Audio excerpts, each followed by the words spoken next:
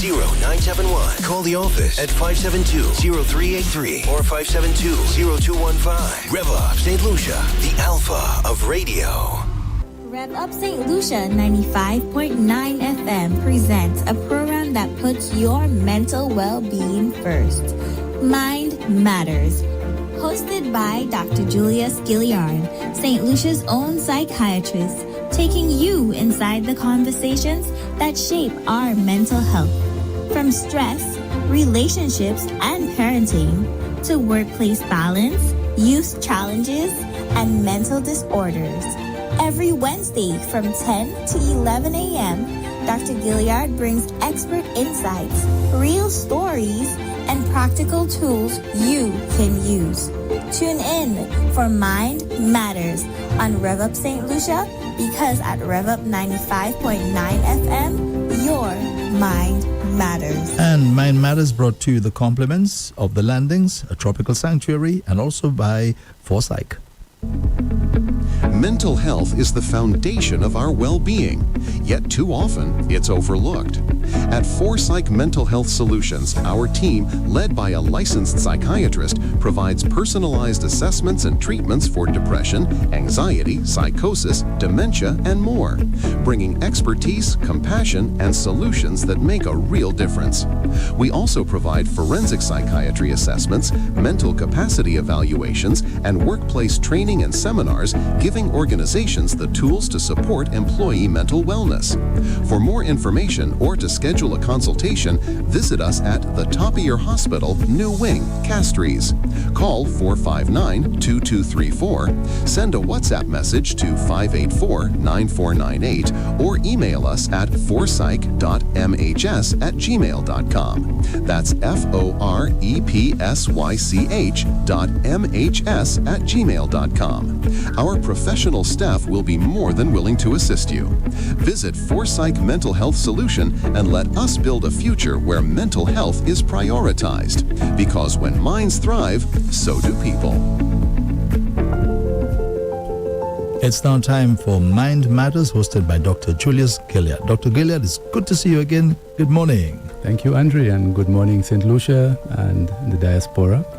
Good morning to every man and woman tuned in wherever you are. It is 10 o'clock and you're listening to Mind Matters on Rev-Up 95.9. And we're also live on Facebook. Oh, yes. We're live on YouTube, live on X. Yes, so this week, in fact, this month, we are having a powerful series, and that is to commemorate men's mental health. Men matter. Yes? Yes, we certainly do. Yes. Their minds matter as well. Yes? And their silence matters too. That's very important. And today we start at the beginning with the little boys who grow into men. Because before a man ever learns to hide his feelings, before he ever learns to stay silent, before he ever learns to be angry or to be emotionally distant, there was a little boy watching the world, learning the rules, a little boy who was told, if you cry, boys don't cry, or big boys don't cry. Shake it off. Stop acting like a girl. That one especially. And very early the silent message was planted. And, well, we were told things like real men don't show feelings. Real men don't need comfort. Real men don't need a break. And I think there's a meme that I saw once. The guy was like, don't call in sick, die at work, be a man. Oh, that kind of thing. Oh my! Oh. But the truth is, I never heard that one before. Yeah, the truth is, all boys feel, all boys hurt, and all boys need love. I mean, just yesterday I was seeing a young man who going through a divorce, very painful for him. And why? Because he's had a lot of difficulty controlling his anger in the relationship. Uh-oh. And when we look behind the mask, and we are going to talk about masks today, what we saw was a lot of pain. So it's a young man who felt neglected by his father, who saw his mother go through a lot of difficulty, and who has been carrying that pain throughout his life. And he also had difficulty learning at school. So he's been carrying all of that pain throughout his life.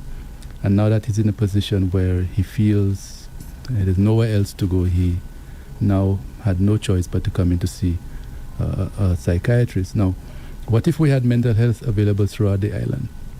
That would reduce the possibility of that happening, because that person would know that there is somebody who can make me feel safe, who I can go to unload on. Yes? So we have but many that, cases like that. Gilead, the stigma, that's the first hurdle to cross. So the stigma would have been reduced because of the presence of so much mental health services, or so many mental health services available. That is the number one way to reduce stigma, increase services. The less services we have, the more stigma we have about mental health, because then persons will say this is for a chosen few. So only those persons who are quote unquote mad go to seek mental health services, and then persons don't go.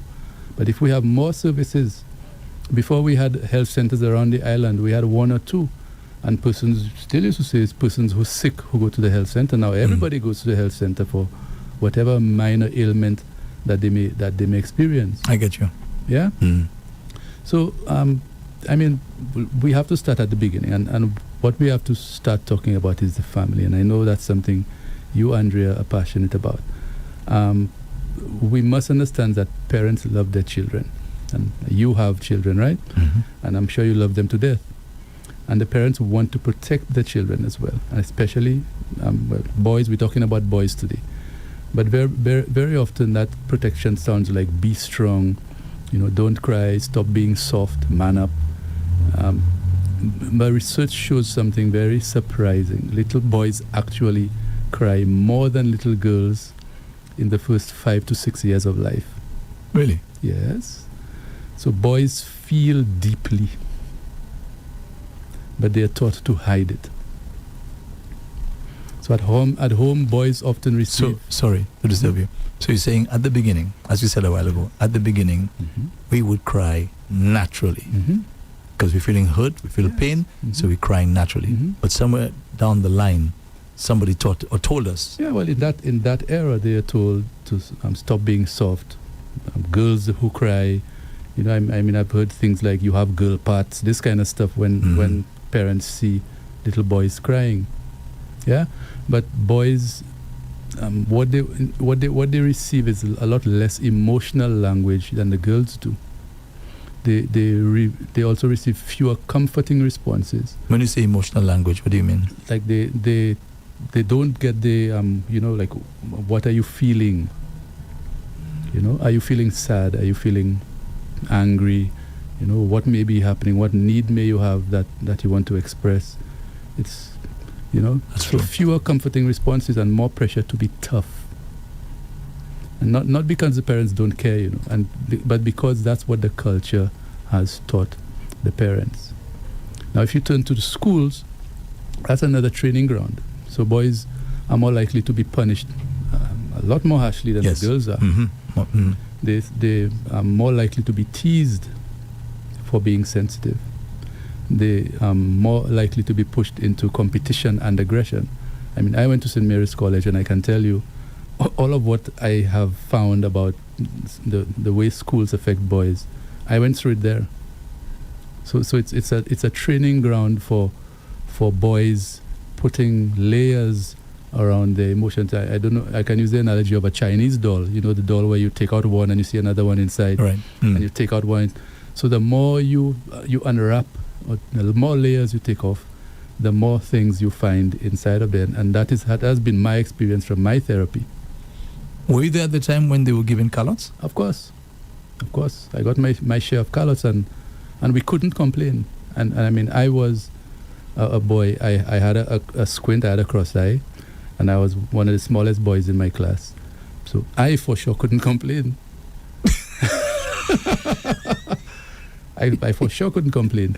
But you see, Andre, all of that, as I went through therapy, I discovered that there were layers, and then that layers of pain, which I had to swallow a lot of bitter pills about myself, and I had to face it. But not all men have that luxury. So a lot of men continue to walk around with pain, and some of them become the funny guy at school, or the tough guy at school, or the quiet guy at school, or the angry guy at school, who very likely is the bully. But Dr. Gilead, how did you get that support, that help? Yeah, well, I had to look for it, because I got to a stage in my life where things started to happen, especially in my profession, where burnout is a big issue. So because of the burnout that I was experiencing, I had to seek help outside of St. Lucia. And like I said, persons don't have that luxury. I couldn't seek it here because I know everybody, and it would be kind of inappropriate for me to be having therapy from a friend. So I had to seek help outside. And like I said, not everybody has that luxury. So, excuse my ignorance, why would a friend not qualify? Because, so therapy is kind of complicated, and the person who is the patient has to feel safe. And yes, you may feel safe with a friend, but the kind of safety that you would need to go as deep as I went, for example, that may not be available through a friendship relationship. Yes, you can have a friend who you can go to and speak, because I do that with my therapist friends. I call them and maybe I vent for a little while and so on. But the real deep work, where you have to go behind all the little masks that you show up with and see what's there, the burning issues that are there, that they have to be present with you whilst you experience it and you work through it. You cannot do that in a friendship relationship. So is that experience for you, is this what sparked your interest in psychiatry and so on? No, I was a psychiatrist already. Oh, you were? Yes. You're kidding me. Yes. I mean, I still have my that same therapist is still my therapist. Wow. Yes. So was it just burnout, or there were other issues? Yeah, it was burnout. So it was burnout because I was, I felt like the only psychiatrist in Central. I still do. I now have a little bit of help, but it's still a lot of work. And at that time, a lot of persons wonder how I can do this work when I'm seeing so many people with so much burdens, so many burdens. And I had to learn to leave the burdens, or give the people back their burdens so that they could live with it. But at the time, I used to be carrying the burdens with me. I guess you felt it for your patients. Yes. Yes. I mean, it's part of the process. I still do feel it for them, but I have learned to give it back to them, because it's theirs. They have to deal with it. But Dr. Gilead, I can't help but just think, based on what you're saying, that we have a lot of mental health issues. Oh, yes. And I have a saying in my office: all men need therapy. Including me? And I'm looking at you as I'm saying that, Andre. Remember I told you that you'll be my guest today, yes? So you see, with all of those things that happen, and we're at school now, what happens is that anger becomes protection for a lot of these boys.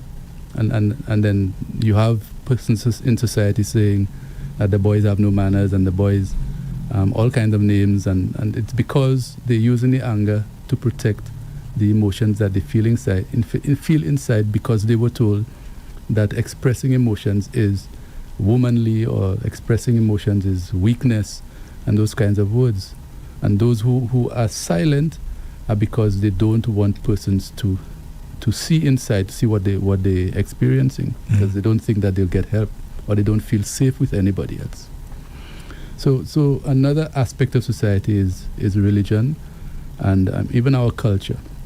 So in many churches, for example, boys are taught that you have to be the leader. So you have to be strong, you have to protect the ladies. The man is the head of the household, the man... Not just the ladies, the family. Exactly. So they're beautiful ideas, Andre, but they're incomplete. Explain. Yes. So what space is left for fear? What space is left for weakness? Because all of us have some weaknesses. What space is left for needing comfort? Yeah. What space is left for having a bad day and feeling sad, or having an argument and dealing with the conflict in the relationships that you experience? because the kind of leaders that they teach, especially in our culture, is that you have to take in front and you have to be tough and you have to be that person who is stoic. That's the kind of leadership that's taught. They very seldomly teach gentle leadership that is focused inwards first, so that then what comes out would be a leader that is more empathetic, that a leader that is more sensitive. Because how many leaders you know who are sensitive? Not many. Exactly. Especially male leaders. And even if you have to look at society on a whole, a lot of female leaders, when they get into leadership positions, they actually put on that male domineering facade. And I call it a narcissistic, they take on the male narcissistic roles. Mm. You know, that I have to be tough and I have to be, nobody can talk to me, talk down to me, and I have to be the kind of leader that persons respect. Let me give you another example. Mm-hmm. Okay, as a male, I'm confronted every day with a whole lot of challenges. Mm-hmm. Every single day. I can imagine. Right, and my friends would check on me, right, and my first response, no matter what I'm going through, is I'm well. Yes, you've told me that on many occasions, and I just shrug it off. But whenever a man tells me that, all my psychiatry bells ring. So I don't know. I feel like if I were to say I'm not well, I'm going through this and that and yet, to me, I'm bringing on a burden or putting on my burdens on somebody else, and I think they don't deserve that. So can I ask you a question? Sure. Okay. So let's say somebody is willing to help you carry that burden. Are you going to deprive them of that? Definitely not. So But the thing is, I find in our society, you don't really get that. How do you know what the person's intention is? Well, again, people maybe they don't state that. I think it's just become a matter of course where people say, "How are you?" Yeah. Because sometimes you may even be honest and say, "I'm not doing too well," and the person just moves on.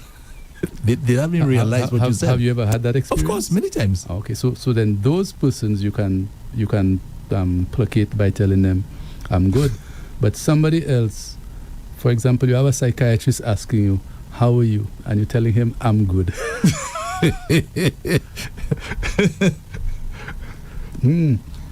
Yeah. So we have to be careful, Andre. A lot of men who say I'm good are really not good. And why it is they say I'm good, it's because they don't want to seem soft. They don't want to seem weak. Mm-hmm. They don't want to, especially that last one you said there, I don't want to be a burden. And I hear it in a lot of my elderly patients. And also, those times, Dr. Gilead, when you do make yourself vulnerable, people don't really come through for you. Because they're already thinking that you're okay, you're fine. Or as a famous song by the Beatles, you got your troubles, I got mine. Yes. And that is a fact, because one of the things I teach everybody is that you can never know the consequence of an action. You can control the action, so you can make the decision to tell somebody, but you can never know the consequence of that. And I think that is what a lot of men are afraid of, the consequence of being vulnerable. And if you ever do some research on a researcher in the US called Brené Brown, she actually has found through her research that vulnerability is actually strength. So just by a man being able to be vulnerable with another person, that man is actually showing strength. A man holding back that vulnerability that is actually showing weakness.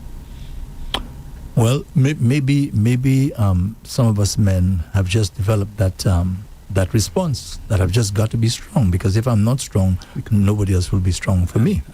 Because sometimes you try to you reach out, sometimes not even directly, but even indirectly, right? You will say certain things. For example, Dr. Gilead, there are males in my life and there are females in my life, and I listen to what they're saying. I listen to what they're saying, I hear them, and I know exactly, without even asking directly, what it is they would love. Oh, sorry. They would like to happen to them or happen for them. I listen, okay? And I just find that a lot of people, even if they do listen, they don't really respond. And I just suspect it's because they've got their troubles, and yes. But Andre, so that's fine. That's beautiful. However, what is your intention for telling somebody, I am going through a difficult time, and all of that? Is your intention you getting them to help you, or it is just that you want to let that out so that the load is not as heavy on you? But Dr. Gilead, sometimes you talk about what's on your mind, right? And the intention is for some action. That is your intention or their intention? No, my intention. Okay. And do you tell them that I would like that? No. So then how are they supposed to know that? Because as I said to you a while ago, I listen. I listen to other people when they talk to me. I hear them, all right, and without them even saying anything, I know exactly where they're coming from already because I'm listening to what you're saying, and if I'm in the position to act, I act. You understand? So if you listen to them and you know where they're coming from, why would you want to tell them I need help if you know that person is not capable of giving me the assistance that I need? Oh no, I'm not talking about people I know who's not capable. Okay. So you about people who are capable. Because maybe I'm misunderstanding you, because what I'm hearing is that you... By the way, am I in your office, Dr. Gilead? Yes, you are actually, Andre. So welcome to my office. Make yourself at hospital. It's all right. I'll be the guinea pig today.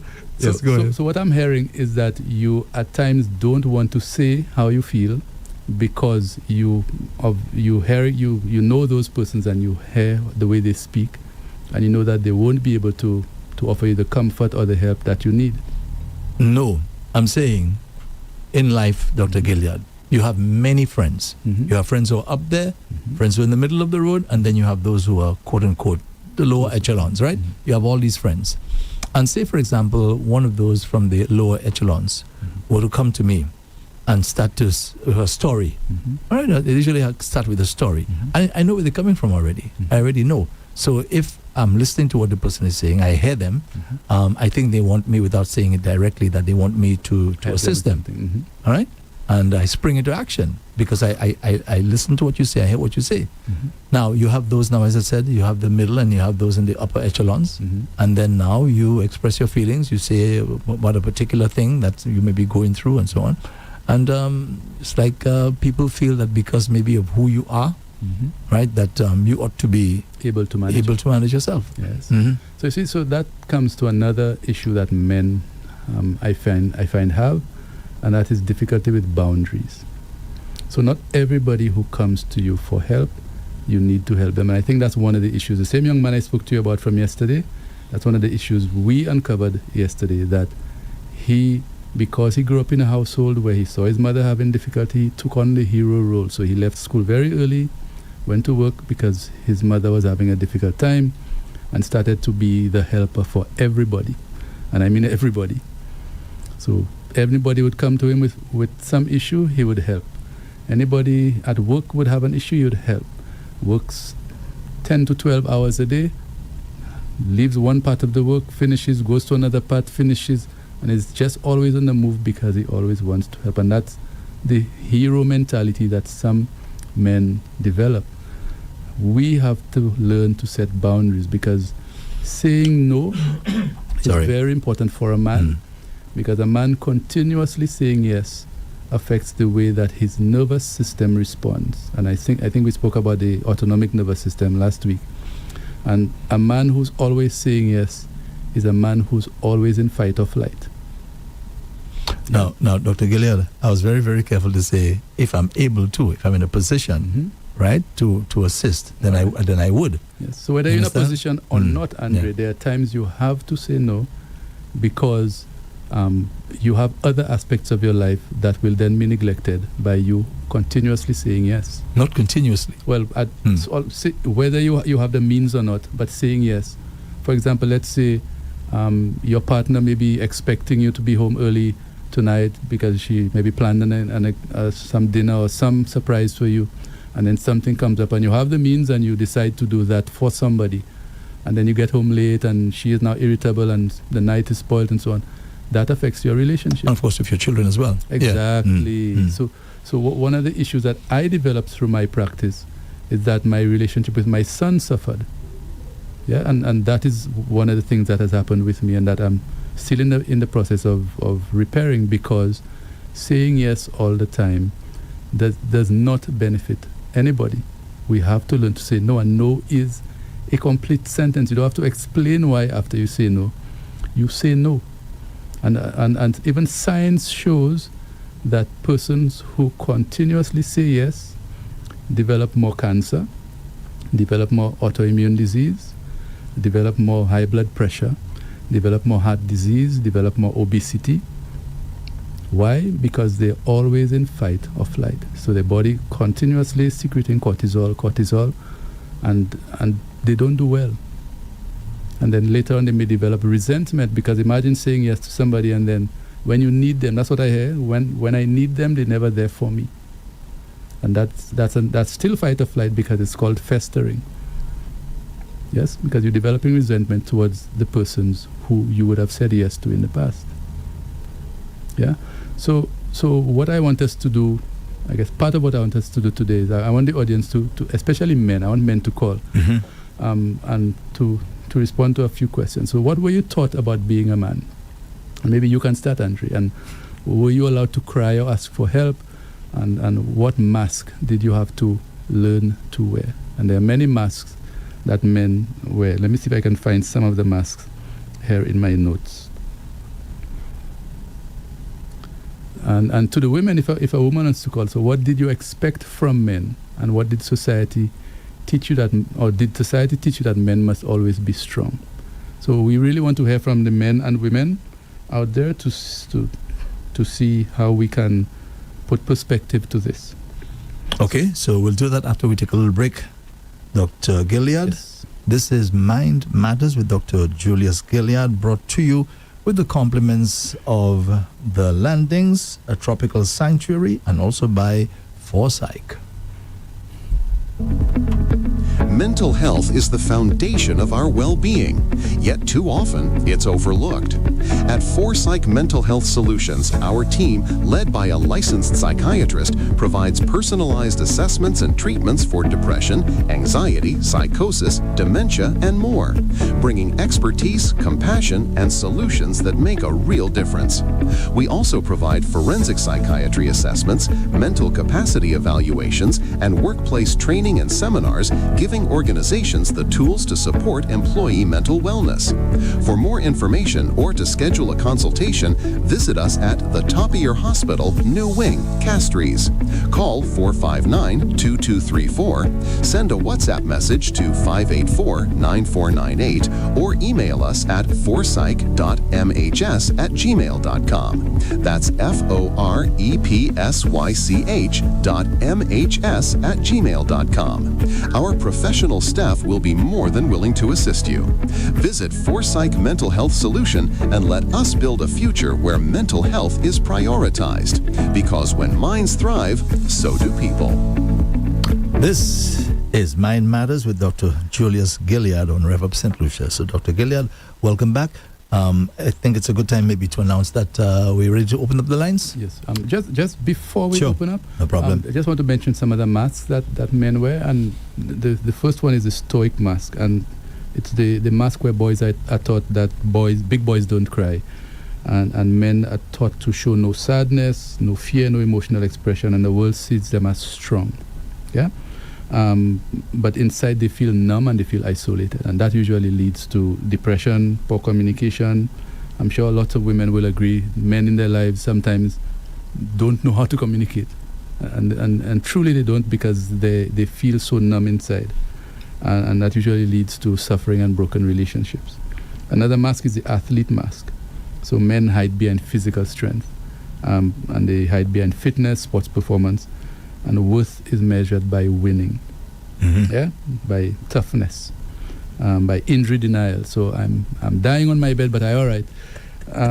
That's true. And after the competitive years end, many athletes actually collapse emotionally, and because they don't know who they are without the game. And it is one of the things I like to ask men who come to my office. So you are the best father for your children, the best husband for your wife, the best worker for your workplace. What are you for you? Yeah, and usually they have no clue what they are. because they don't know what their needs are. So the next mask is the material mask, and that mask is all about success, all about cars, money, big house, luxury, and the men chase achievement to prove their worth, to avoid feeling inadequate. And that mask creates stress because that the image always has to be maintained, and comparison as well. The next one is the sexual mask, very important for a lot of men, especially in the Caribbean, with our especially the turn that the music is making these days. So men define masculinity by how many women they can conquer. Sex becomes emotional escape, not intimacy. And what that does is that it hides insecurity, it hides rejection sensitivity, and it hides the fear of real closeness. And it usually destroys relationship, destroys self-respect and self-esteem. Next one is the aggressive mask, and that one you would see in men who use anger and violence and intimidation to feel powerful and in control. And the rage is often a cover for hurt or shame. Many grew up in homes where emotion will equal danger or weakness, and usually in homes where they actually felt very helpless as children. And usually leads to abuse, jail, fear, loss of relationships. And the joker mask, that one you'll see very often in the men, and humor is used to hide pain. There's actually a study that was done with comedians, and it showed that comedians had a pretty high rate of depression and anxiety, and they used humor to cover it up. Now, humor traditionally is known as a healthy coping mechanism, but used excessively, it can actually lead to prevention of deep connection, because every time the person gets close to somebody, the way the emotions may come out, they go into this joking thing. And I'm sure you have female friends who would tell you, the man, everything is a joke for him, and that prevents the deep connection in relationships. The invincible mask, where men pretend nothing hurts them, and they more like Superman, basically. So they take a lot of risk, reckless lifestyle, no fear, no weakness. You see them speeding up and down the road. And that often is developed through trauma or abandonment in their early lives. And it usually leads to injury, burnout, broken families, and emotional numbness. And the know-it-all mask, one that I used to have before. I think I'm still accused of having it. So men use intellect, philosophy, or being right to stay superior, and they avoid vulnerability by always controlling the conversation. So that mask pushes people away and blocks growth. And the alpha mask. The alpha of radio. Yes, the alpha mask. That's a Rev-Up mask. So men must be dominant, powerful, and in control. They also thrive on being feared or respected. And these men usually say, I don't need anyone. That mask usually blocks teamwork, partnership, sympathy, and empathy, and creates fear instead of love. So all of those masks, men could wear one or many. All. Exactly. All, for that matter. And depends on the situation that they are in. I remember watching that documentary on YouTube. Oh Lord, I forgot the name of it. Something about men, and what the person who's the narrator was saying is that a man or a boy would leave home, and as soon as they step outside the house, they put on a mask, and they meet somebody, they change that mask to another one. Meet their friends, they put on another mask. They meet an adult, they put on another mask.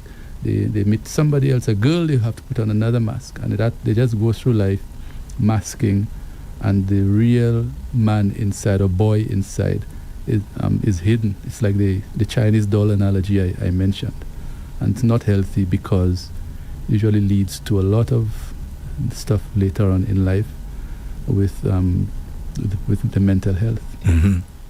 So we can open the lines now. Sure, Andre. Okay, so the numbers here, and I hope our men who are listening will make themselves vulnerable, and let Dr. Gilead ask you a few questions. Let me give you the numbers. The fixed line is 572-9710, 572-9710, or you can WhatsApp 287-0971. WhatsApp is 287-0971. Again, the fixed line 572-9710, or WhatsApp 287-0971. 8571. This is Mind Matters with Dr. Julius Gilead. Yes, and Andre, what we have to look at is the cost of men not being vulnerable and expressing what they feel. And research shows that men are more likely to die by suicide. Yes, and that's like 4 times more likely to die by suicide than women. I think the statistics speak for themselves. Yes. Yes, men are less likely to seek therapy. Men are a lot more likely to end up in prison than women. Yes, as we have at Baudelaire, for example. And that is all prisons around the world, Andre. Men are more likely to use anger or alcohol instead of words. Yeah? If you look if you go drive by the market, how many women do you see there? Very few. The grand majority men are men. Yes, and that's because, and not because they are weak, it's because men are not allowed to be human. I remember I was at a bar someplace down south. I went there like around maybe 11 in the morning, and I saw a whole bunch of guys just seated at the bar having drinks. And I said to the proprietor, it's 11 o'clock in the morning, what are these guys doing at this time? Yeah. And he said to me, Andre, these guys have problems. They have problems. That's why they come there. Yeah, I mean, I have a close friend of mine from school who came to me once. I guess he was really at the end of his rope. And I never knew him as deeply as when he finally opened up to me. And it broke my heart because this man has been suffering all his life and has now fallen into substance abuse, and it's just destroyed his life. Very intelligent young man who had so much potential. And because he could not face his pain or did not want to seek the help early on in life, he just struggled throughout his life. And there are quite a few like that. Dr. Gilead, we have a caller. Yes, good morning, caller. Thanks for calling and welcome to Mind Matters. Good morning, Mr. Gilead. And thank you for... Good morning. Thanks for calling. Well, very, very, very interesting program. I was brought up in a way that, it's just what you describe, to be strong, to be a man. And up to the day in my life, and I'm an adult now, I have some kind of, national kind of figure. I'm some kind of national figure in St. Lucia some way. Even your voice is. So welcome. Thank you very much. Yeah, and people think that and the same thing I think Anjo was asking you some questions about, and the whole question of trying to get help, trying to listen to what people say because you have problems. And I have had situations where I know I really can't deal with that on my own, and I'm there wondering what to do. And I talk to someone and say, "Are yourself, Vipaga? You're strong. You're a strong fellow. That's right. You could manage." That's right. And even the other day, I went to a pharmacist, and he's my friend. We went to school together. We went to the same school in our Boys Primary School and so on. And I told him about some issues I have, and so.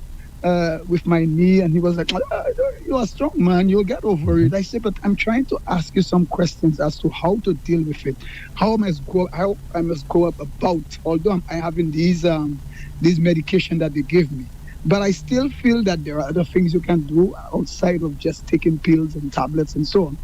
And no, they think, people always think you are strong. People, they pat you on the back and they say to you, "Oh, yourself, you can deal with that." I said, "No, I cannot deal with it. I cannot. Can you tell me something? How?" And they won't even impart one little idea of what they think or how they think. And maybe you're asking the wrong people. I see that sometimes. Maybe the people you think that could give you the kind of response that you're probably looking for, they are not the people. Maybe you should just talk to someone you don't even know, and someone strange. Maybe that's why you see you have the psychotherapist people like Dr. Gilead or whatever. So I think this is really good. One of the things that I really want to highlight again this morning is that I understood that they're saying St. Lucia, there is some survey that they say St. Lucia is one of the worst, the place that treats mentally ill people the worst. And that's really bad for us. And you could really see how people go about calling people crazy, mad. And people are afraid when they have illnesses to say that they have some problem. I have a person who is renting somewhere for someone I know. And she has had good jobs. She bought a vehicle and she And people, she lost her job, and people saying, she has issues. She's rude and she's out of order and out of place. When I listen to her, it actually tells me that she's suffering from something. I don't know if it's bipolar, depression, or something. She's seeing things are happening around her. She said the house is shaking. I'm looking around, I'm not seeing no cracks in the house, but she's saying that there are things that she's seeing on the wall and so on. These are serious situations of a certain type of mental illness. Because people think mental illness is just about, well, you are mad, you're crazy, and so on. People have brain seizures. They suffer seizures. People have other side of thing, like what we normally refer to as when people are fuming in their mouth and they fall and so on. People have all these things. People have bipolar. I said that they say that there is a thing called bipolar. Schizophrenia, something like that, as it were. Yeah. So we have a serious problem on our back. And a time I had to defend a particular individual who has about 5 of these type of conditions. And there are sometimes he's so normal, so good, and next time he as if he's seen something. He saw someone hit him with a stick. I went to the guy and said, but why would you hit him? The guy said, but I don't have a stick around me. And now he's saying that he said people tell him things and he didn't hear. No one said nothing to him. And we don't understand these things. Mr. Panayim, and don't worry, guys. Mr. just have your bookie, Mesha stay. Mr. Panayim, who can you say phone? I'm booking wiper. Because what's already you to back, I got queer, Mr. Fupa, Mr. Sambuki, vehicle, like Mesha stay and things like that. So, parents and families sometimes have a hard time associating with these people. They're around the place. They're suffering from they probably don't get food to eat at time. The parents abandon them and they're afraid to associate with them because this is the kind of stigma that's going around about mental illness. And this is a problem. Although I've seen sometimes I went to get medication for some relative of mine at the mental wellness, and I saw some really nice looking people come to get medication. I said, what a thing. These people almost look normal to me, but they have some kind of mental illness. They go about doing their work. Some of them have some kind of stress or something, and they're performing as long as they take their medication. And this is some of the things too that really, because some people say to them, say we met Sapa Bon and all these things, and so we have some serious issues. And I agree with you, Doc, we need more of these centers all around the place so that people can be feeling free, because these days people going to the wellness centers because they are available for just a slight headache, a slight bellyache or something. So people will be able to feel free to say, I don't think I'm behaving right. I don't think I'm good. Let me go and talk to a doctor so they could tell me. So you could keep your job, you could keep your things, you could find ways to relate to people, and that this, whatever is affecting you, may not affect you in a way that would prevent you or cause you to be isolated, cause you not to be able to keep a job and things of that sort. But it's this is a great program, and I like the whole idea of the title of it as well. And I think it must continue. Andre, thank you. You and Tony Paul, and I'm sure Andre, you as the doc says, you're having this program. You start with this station. You start with your brother.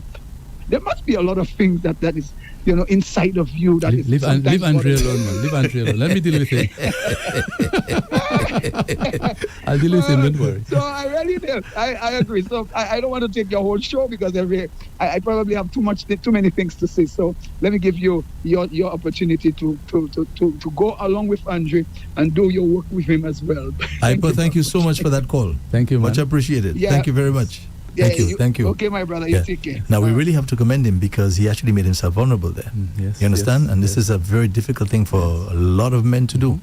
So, bravo to you. Yes, same here. So that's one of the things. Men feel fear, men feel shame, men feel loneliness, men feel sadness. Feel like you're weak. But when they don't have a safe space to say it or to share it, then emotions don't come out in words, they come out in behavior. And that's one of the things a lot of persons don't understand. So the wife who sees their husband always angry, what is that person not telling you? The wife who sees the husband going out and having relations with everybody, what is that person not telling you? And they may not even know why they do it. You understand? Because the guy yesterday had no clue why he was always so angry, why he's having multiple relationships, why he's doing all what he's doing, working from sunrise to sunset. He has no clue, and you need to see a professional who can help you go inside that space to see what happened when you were little and what happened. What did you have to hide away because it was just too painful? You have another call? Thank you. Good morning, caller. Thanks for calling. Good morning, Andre. Good morning, Dr. Gillian. Good morning to you, my friend. All is well there?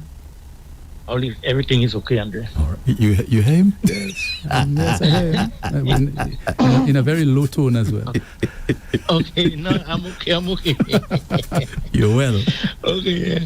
Okay, thanks for accepting my call. You're welcome. You're welcome. Yeah. Dr. Gilead, as a man, when if I have a little problem, a little challenge in the house with my girlfriend or spouse, whatever, I feel more comfortable in going to a woman than a man, to talk about it. Mm-hmm. I don't know why.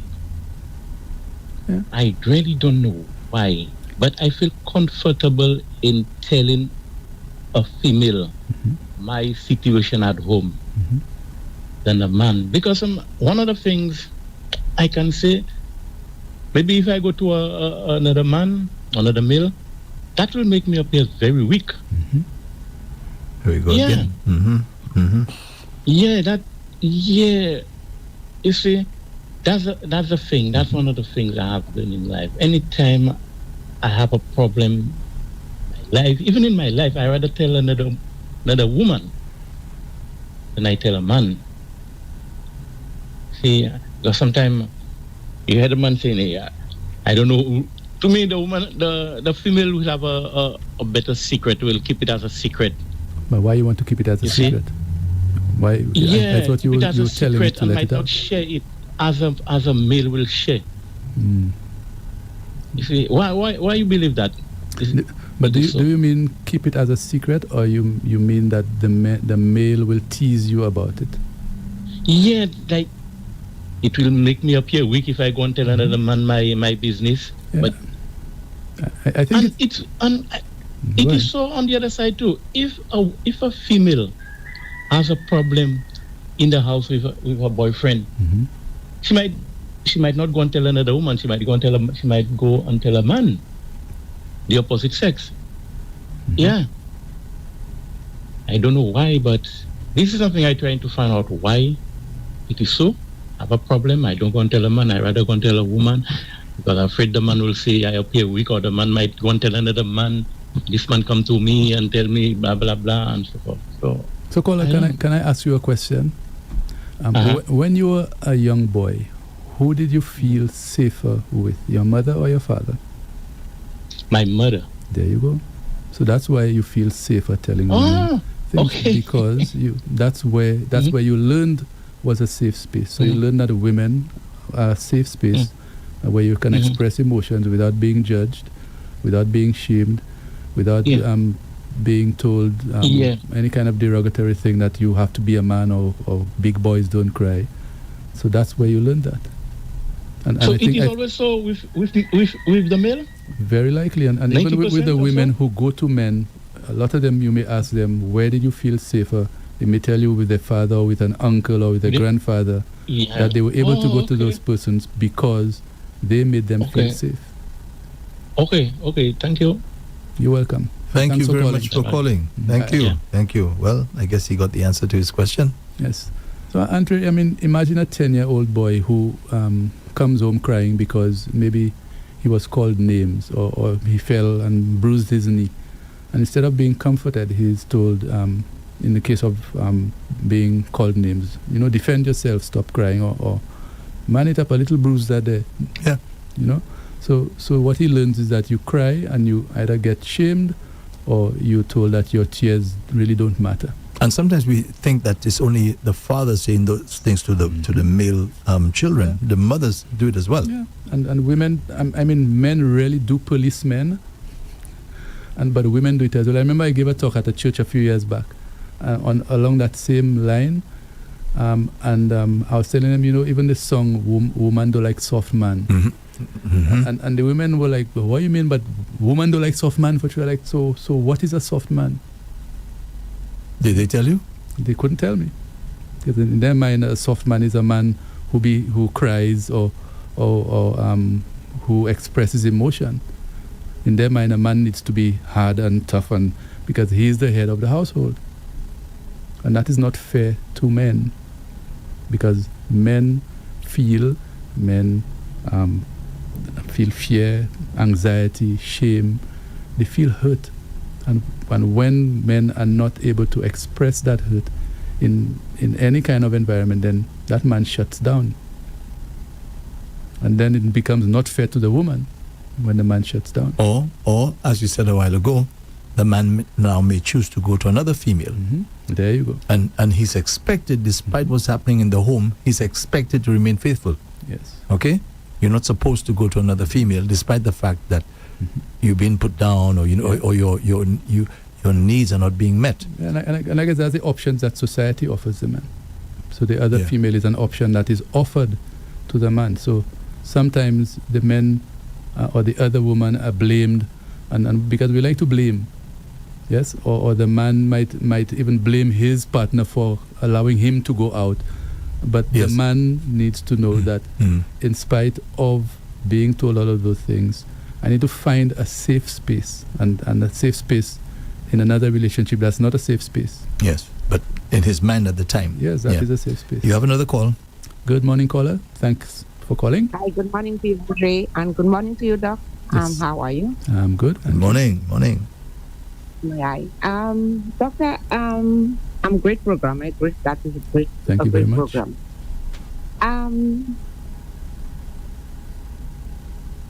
Like, I know that institution have a lot of men that are suffering with those things that you said, but can you make it a little bit maybe a little more easier? Or I know that maybe, I don't know if the building belongs to you or maybe Tapion itself, or if it's a hospital at the hospital itself, because anytime it comes to Tapion, it's money you have to show.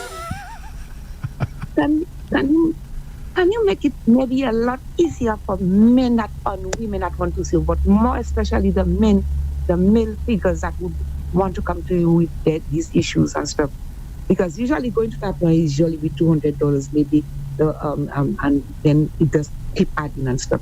Can you make it a little much more easier, or maybe your company or your whatsoever, make it easier for men to come and visit you, or But have you tried calling to find out first before you assuming that it's not easy? Yes. No, no. You see, caller, I don't work in the public service, and I only work in private practice, and I can only avail myself. Like I said, I was speaking at the beginning. I'm really very sensitive to burnout, and going back into the public service may burn me out, and then I cannot operate at the level that my patients deserve for me to operate at. And then what happens is that things happen that I don't intend them to happen. So what we need to now start looking at is how can we get other doctors like me, other male doctors, to go into psychiatry and to start doing this type of work, where the public then benefits from having more services available, where men can now go to other men, because men prefer to go to a lot of men prefer to go to other men because the men understand their situations, and especially if those other doctors or psychiatrists get similar training as I did, and so they're able to relate and empathize and really create a safe space for other men to go to. So I cannot do anything like my mother used to tell me. I cannot save the world. Yeah. Yes, I mean, it's unfortunate, and it really breaks my heart when I hear persons like you calling to say things like that, and it's a moment of helplessness for me, because there's nothing really more that I can do than what I'm doing now. So maybe elections are coming up soon. You can lobby for more mental health services, or for the government to send out more doctors to become psychiatrists, because I don't know what's going on with the young doctors. So you say very fearful of psychiatry. The more psychiatrists we have in the public service, then obviously it'll be the readily available. The services are easier to be all right. accessed. Okay. Yes, okay. You understand what the doctor said, caller? But caller, before you go, let me ask you a question. Since we're on that topic, I asked the women to call with to answer a question. What do you expect from the man in your life? Oh, which one? Go down. Hey. I like that. She call him down. Yes, I know. The person that that is living in the same house with me, I know him from since I was 22. Okay. And it happened in easy. So, and if I was not strong, if I was not brought up strong, if my mom and my dad did not raise me a strong person, trust me, I would have been dead long ago. So you have gone through a lot. Yeah. So that's the person you would want to see somebody. Who? Is that the person that you saying that you want to see somebody? No, I'm talking about men in general. Men in I'm general. not talking about. Yeah, I mean, men have access to my office. No, if he have his issues, he can say about it, and if he chooses to say about it, that's it's all left to him and some of the woman, not me. He can trust me. I had enough of that one. Yes. So yeah, it sounds like a relationship that has got to a certain point where you sound very fed up. Not fed up alone. Huh? If I had things, I'd done already. Oh boy. And usually the men in those relationships have no clue of how much their partner is suffering. They have no clue because they have no clue how much they themselves are suffering. No, some of them have clues, because when is them are doing the bad deed, they know very well how it's affecting you. Yeah, so that's what I'm saying. So remember, caller, one of the things I said earlier on, when men don't access the pain that they experience, then they block it out. So it comes out in behaviors. So a lot of the behaviors that the men, yes, they are responsible for their behaviors, but they themselves may have no clue why they're behaving that way. Because they think it's because of certain things, but if we dig deep, we find that it's really not what they believe is happening. Yeah. Yeah. But I'm not saying either that. I'm not saying that I too have my flaws, but at the meantime I will not deliberately keeping somebody else with like miserable like that. Yeah. Yeah. Or keeping somebody else like anyway, have a good day. Yes. You as bye. well. Okay. Thanks for calling. So Dr. Gilead, you notice what she said. It's a good thing she was taught to be strong. Yes. Very sad. So you see, this is the advice that we get most times from our parents and also our friends. Yeah. Very sad. And this is all sometimes you feel that you have to hold on to this strength. As she said, had it not been for the strength that she has, it would have been a totally different situation. Yeah. Yeah. What can I say, Andre? I mean, boys can learn new lessons and men can rediscover their emotional voice, but it's difficult with the society that we live in. So, Dr. Gilead, we have to end now, but what do we take home today? So, what I want to end by saying is that, especially to every man listening, you were once a little boy who needed comfort. I'm looking at you, Andre, who needed comfort, I still do. safety, gentleness, and love. So if we want healthier men, we must allow boys to be human. We must allow them to be human and not soldiers, not robots, not stone, not adults. They have to be boys. Yes, they cry, they feel weak, they break at some time, they hurt, and even men do that as well, and men need healing too. So this week I challenge every listener to speak kindness to a boy, to tell a man in your life that you appreciate him, to give a son, a brother, a husband space to talk without judgment, without trying to fix anything. Yeah? And men, this week, tell someone how you feel. And really how you feel. Doesn't matter the consequences. So anybody that you feel safe with, tell them how you feel. Even if it's just one sentence. Because if you're not allowed to feel, then as a boy, then you become a man who is continues to not feel. Yeah? And a man who is allowed to heal is a man who thrives. It's a man who thrives in his relationship, at home, at work, in society. So thanks everybody for listening, and thanks for having me. Andre, thanks for being my patient as well.